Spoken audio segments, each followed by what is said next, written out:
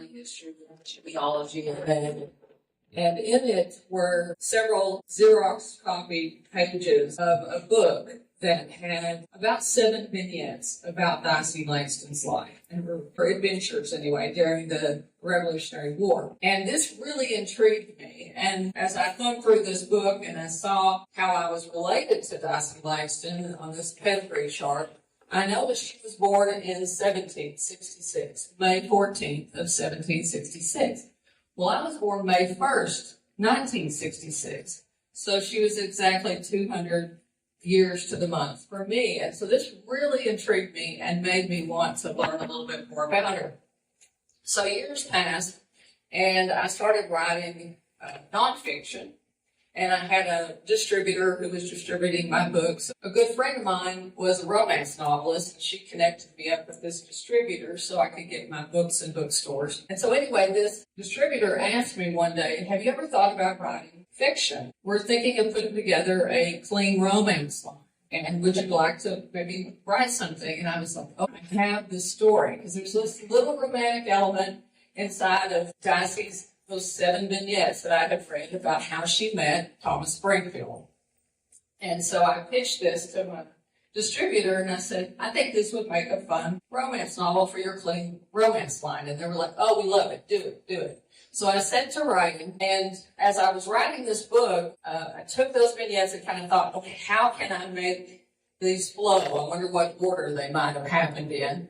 And as I was writing, it's almost like I could close my eyes and type, and the scenes would just go in my head, and I would do my best to write these things as they were coming. And, of course, I had to weave it together. So this fictional stuff woven in around everything. And probably one of the hardest parts for me in writing it was, this was my first fiction novel. So it doesn't follow a lot of the rules. Professional editors go in and say, oh, your point of views are off, or, it doesn't follow those rules. But people still love it. They love Dicey because she's just a fun example of heroism and the power of one person to make a difference. Stand back here a little bit so I don't have to keep looking behind my head.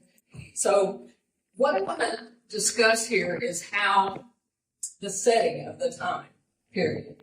So she was originally North Carolina. Her family, the Langston family, was in North Carolina, and her father had fought in several things like the Indian Wars and things like that. And then they moved down to Lawrence District, South Carolina. And this particular district was full of British sympathizers. Okay, so they did not want to be separated from England. So most of her neighbors were what they would call Tories, but her father was a Whig. So a Whig was someone who wanted to separate from England, or you might call them a rebel. I'll call them patriots a lot because I talk about them. But you almost had a civil war inside of a revolutionary war. These people there were some groups of people they called cowboys, and if you were on the opposite side politically, they might come in and they might say, well, I really like that piece of art, I'm just going to steal it. I'm going to take it. Or I like that guy's stallion. I'm going to go get it because he's a Whig and I'm a Tory, and I'll just get it. They disagreed with him, so they just basically loot each other's houses and stuff. So there's also another group of people that were led by a man named Bloody Bill Cunningham, is what they call him. He was disaffected from the army. He had been court-martialed. And so he set out first in revenge, to take revenge on any of the leaders in that military. And he got together a group of men, and they would go into, say, someone's property. They would drag the people out, steal their property, burn the house, string the people up in a tree, and then ride their horses with their sabers and then hack them to death. They were brutal. They were very brutal. And so it kind of expanded out from that, where he was taking vengeance on anybody who was for the Patriot cause. And so as I researched Dicey's story, anybody who's read Harry Potter or any kind of hero story like that, if you think of Star Wars, Luke Skywalker, you've got Harry Potter has his Voldemort, right? The guy who's so bad you can't say his name. or you've got Darth Vader, for Luke Skywalker. So when I found the Bloody Scouts, I'm like, we have a villain here, okay, that is make the hero is only as strong as the villain, Okay, so they've got to be stronger than this villain. And so anyway, when I found this, and there have been other books that I've researched and read about Dicey and writing the book, and like one lady had a book about several women patriots, and she was like, well, Dicey threw herself in front of a gun, or she stood in front of a gun to protect her father, or she was a spy, no big deal, she's pretty much like any other woman who got involved spying. And I'm like, no. This is my first great-grandmother. She's not ordinary, She's the hero of my story going, from the time I'm 13 or 14 in my life. I'm looking up to this heroine. So when I find the Bloody Scouts, I'm like, ding, ding, ding. I've got a really strong hero here. Because what happened is her father, when Dicey would go and spy and carry messages from one place to the other, basically to her brother James, who fought for the Patriot cause. And her brother Solomon, we believe, may have fought for it as well. But James is the one that's mentioned a lot. She would carry messages to him. Well, these Bloody Scouts found out about it. And so they came to her father, Solomon Langston, and said, you either take control of your feisty, meddlesome daughter, or we're going to take care of you. So when they take care of you, you're dead, your house is burned, everything. So her father said, you got to settle down. You're young anyway. You don't really need to be doing this dangerous stuff. Just back down. So she stopped for a little while until she discovered and overheard. And kind of the setting here is you've got women were about on the level of children in respect in what people worried about or anything. So you've got a girl who's 14, 15 years old, and she's maybe at a social event, and these people who were all Tories all around her are talking about what they're going to go do to a local patriot. Well, she overhears it, so she takes it and carries it. So as we go through this, I want to talk about some different points about standing up for freedom in a divided society. And I think we can relate to this. Yeah. I mean, we don't have all out Civil War, Revolutionary War, but we can relate to being in a divided society. As I look through the lens of Dicey more recently, I've given them a presentation of Dicey over the years, and I didn't always comment this. I can come at it from the power of one person, because she made a huge impact. I'm going to talk about that. But I want to talk about it in terms of how can we more gracefully, as women of character and patriots, navigate a divided society. It's in these vignettes that we know about Dicey. I'm going to try to stick to the ones. I'm not going to talk about my fictional stuff that I threw in there to weave the story together, but just the things that I know were based on fact. So this is a map of South Carolina of that time period. And as I said, she's surrounded in a nest of people who were for the British. So the first story that most people think of when they hear about Dicey, and this is the one that's told, is about her crossing a river in the middle of the night to save a settlement. She had overheard that the elder settlement at Little Eden was going to be attacked at dawn by the Bloody Scouts. She's already been told she's supposed to be passing these messages anymore, but her brother James is at this settlement. She's not going to let James get killed, and she's not going to let the settlers get killed. So she sneaks out in the middle of the night, and she wades across this river, and it's swollen beyond its banks, and she's not really tall. So she's out there in the middle, and she slips, falls, gets turned around. She's not sure which way she's going. And I always say she said a little prayer, because they're very faith-based people. Her father donated the land for the Langston Baptist Church that still stands there, and I'll show you a picture of that later. But she had some help, I think. Some divine providence is the way they tell it in the vignette. Intervened and helped her get to the right side. So she gets to the right side. She crosses on into the settlement. And when she gets there, the men have been out on excursions doing things, and they're exhausted. They're tired. It's dark. They're hungry, and they don't want to have to evacuate the settlement. But her brother James he knows he can count on her intel. It's been accurate in the past. So he's like, if Dicey says we need to get out, we need to get out. So because they're hungry and everything, she says, well, get a fire and I'll make y'all some hoe cakes and feed you. And so they tear apart a lean-to, they make a fire out of it, and she cooks them some hoe cakes. And they're kind of a little bit mushy still, they say in the account. And they take them and put them in the shop pouches and they evacuate the settlement. Now, then Dicey has got to get back. So she goes back to the river, crosses it again, and makes it home in time to make her father his breakfast before he's the wiser that she's been gone. And the settlement is evacuated. Nobody is there when the Bloody Scouts arrive. So if you think about it, some of us are Dicey descendants. I know we all owe our existence to a 14 or 15-year-old girl who was a heroine just by virtue of her being, right? But if you think about that settlement, and we don't even know who those people are, everybody descended from them owes their existence. So she acted as this quality of action, taking action even when it might seem dangerous, even when she really wasn't supposed to be doing this anymore. But sometimes you got to act even when it's dangerous. And to have that courage to act is a really valuable characteristic of Dicey Langston. Now we went and found where she crossed. And we believe this is where she crossed. A man named Paul Wood has done the research. I talked to him on the phone. He crosses over one of the freeways there. I can't remember the number of it.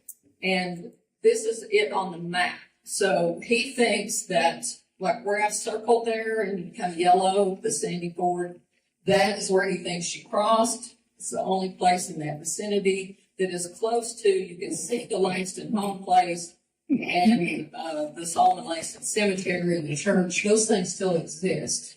So if she was going to cross, it would be this Nori River here on up, and they think literally could have been in one of those places. He's got a question mark on them. Exactly, because it doesn't exist anymore. Right, the next characteristic of Dicey is to be of service in your daily life. So James, her brother, knew he could count on Dicey, and so he had a musket that he needed to pass on to another Patriot. And he told her, okay, take this, somebody's going to come for it, and you need to ask for the countersign. This is what the countersign or the password is going to be, and then you need to give it to that person, but you make sure that you ask for the password, but you can't just give it to anybody. So some time passes, and then knock at the door, and this tall fella shows up, and he asks for the musket that James has left with her. And she just thought, oh, okay. She runs off, she goes and gets the musket, and comes back, and she's like, oh, wait, I forgot to ask for the countersign.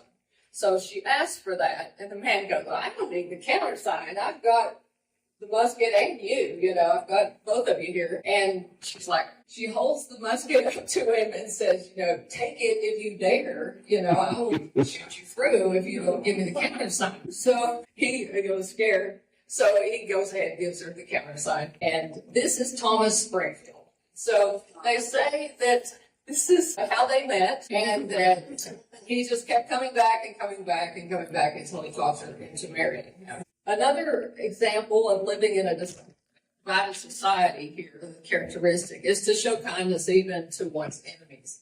Now, this story, I talked to Holly Wood, who does the research on it. He delves deep into the details of the time and the place and all the people and everything. He doesn't think this story's true, but I do think it's true. And I'm going to tell you why I think it's true. So the Whigs, obviously, they're the ones who, for the Patriot cause, they're hanging out with Solomon Langston, her father, in his study and everything. And they're talking about how they're going to go steal his neighbor's stallion that they needed for the cause. Okay. And Solomon Langston is, he's a very faith-based man. He's donated the money for the church. And he's like, now, this isn't a good idea. He tries to talk them down, but no, they want to steal this horse. So somehow Solomon quietly tells Dicey, go warn the neighbor that they're going to come take his horse. So Dicey travels over next to the neighbor's house and says, look, these Whigs are coming to get your horse. You need to put it away or, guard it or whatever. And so then she overhears this man saying, well, we're just going to take them out because this is ridiculous. They keep stealing our stuff. And, you know, we're not having this. We're just going to shoot them if they're going to be horse thieves. And so then she's like, oh no.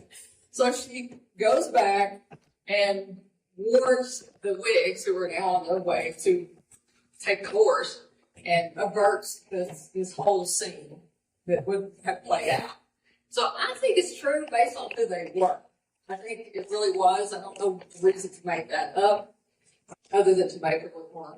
This maybe they could have, but I believe it's true. The next point is to protect your family. So these scouts, now there were some scouts that are just called scouts, according to Hollywood, and then there's the Bloody Scouts. So this might have been the Bloody Scouts, or it might have been just some scouts who were for the British. But they show up, and they're going to take out all of the Langston men. So they want to get rid of James, they want to get rid of the younger Solomon, and she has a younger brother named Henry. I don't know how deep they wanted to take all the Langston men out. But they got her dad in like his study, and they're about to shoot him. And Dicey throws herself in front of him and says, no, please don't shoot my father, you know. And they're going to do it anyway. They threaten. They say, well, we can shoot you and shoot on through to him. It doesn't matter. They don't say it the way I would say hang out there. But anyway, if you're going to stand there, we'll just shoot you both. She keeps pleading for her dad. And one man takes pity on him and says, we can't do this. Stop. So they end up leaving, and it says they go away impressed with the filial love, or the family love that Dicey had for her father. And I'm sure her father was pleading for his daughter at the same time, obviously. So this protecting of the family was very big. That's why she crosses the river, probably, for James, and goes out. Everything is about this family-centered thing. And I think today our families are under attack to a great deal. We need to rally around and protect the family as well. I don't know about y'all, but when I go through hard things or I'm overwhelmed, I tend to want to just not look at it and pray the problem goes away. But Dicey, I think, handled things head on. She dealt with things head on, and there's a couple of illustrations of this. Two of the vignettes cover this. One is where some invaders come to ransack her home. And she gets her musket and stands on the other side of the door. So you've got the people about ready to beat it down on one side, and she's on the other. And she threatens them, I'm going to shoot you. I can shoot you through the door if you don't go away, you know. And she's able with such tenacity and determination to threaten them that she would, you know, take them out if they do this, that they back off and they go away. And then there's another story where she's been out and about and evidently has a message that she's carrying. And they stop her. The Tories stop her, and they want the message. They're demanding the message that she either give them that or they're going to take her out. And they recognize her. They said, we know you're the daring Dicey Langston. I mean, she was called that in her own time frame. We're going to shoot you unless you give us the message. And she's like, well, you'll just have to shoot me. And the way they say it in the story is she took her handkerchief and put it in front of her chest as if to give a place for the contents of the weapon to be discharged. And again, one of the men takes pity. The other one is really in the process of shooting, and the other one pushes the gun up in the air and it goes off, and Dicey's able to escape. She was an expert rider, expert shot, so the way I tell it, the story, she escapes on a horse. Now, this is believed to be a sketch of her home with Thomas later. So this is not the home she grew up in, but the home with Thomas Springfield. And this quote, I think, is good. Of her numerous descendants then living at her passing, 32 were sons and grandsons capable of bearing arms and ready at any time to do so in the maintenance of that liberty which was so dear to the youthful heart of their ancestor. So she said that at the end of her life, because she was so proud that she had these 32 sons and grandsons who could fight for them. So she left this patriotic legacy, and it still filters through this line. We're very patriotic as a whole. I don't know many Springfields that aren't patriotic. So you can't always make your legacy be patriotic. You know, people are going to have different viewpoints. Young people have their own ideas and everything. But we can't be the good example. We can teach correct principles and hope that they will return to those correct principles. So this is from her obituary. Again, that's like a signed photo of her property that I believe was still standing way, way back when they first created the monument. And so she had 22 children. So 15 of them lived to adulthood. So, but she counted the miscarriages or stillbirths and all of that. 140 grand and great grandchildren. So there's just thousands of people who owe their existence to her. A lot of them write me, so it's fun to kind of collect their lives and their stories and whatnot. Says she was a kind and affectionate wife, mother, and neighbor, and has left a large circle of acquaintances to deplore her loss. There's a couple volumes of the Springfield family history. Karen, did you use that when you went into the DAR? Did that help you with that? This is what it said about her descendants. They were God-fearing people who made a niche for themselves in each generation. They were farmers, blacksmiths, teachers, ministers, merchants, soldiers, doctors, seamstresses, wives, and many other occupations. They served their country in the military during the Revolution in 1812, the Indian Wars, the Civil War, both Union and Confederacy, World War I, II, Korea, and Vietnam, and probably since then as well, I'm sure. Leaving that patriotic legacy, I think, is what we all want to do, and why you do what you do, and why you want to work with young people and help them be in here. So I think it ties in beautifully with what your mission is. This is the Langston Charter Baptist Church that's still standing there. And so that was kind of fun. We went to see that about a year or two ago. So I appreciate the opportunity to share a little bit about Dicey with you. I don't know if y'all have any questions or we have time for questions. Happy to answer anything you might have. Maybe that doesn't be questions. What are your books on Amazon? They are on Amazon. I also have about 10 paperbacks over there. It's on Audible. And if you have an Audible, it's free. You can listen to it free on there.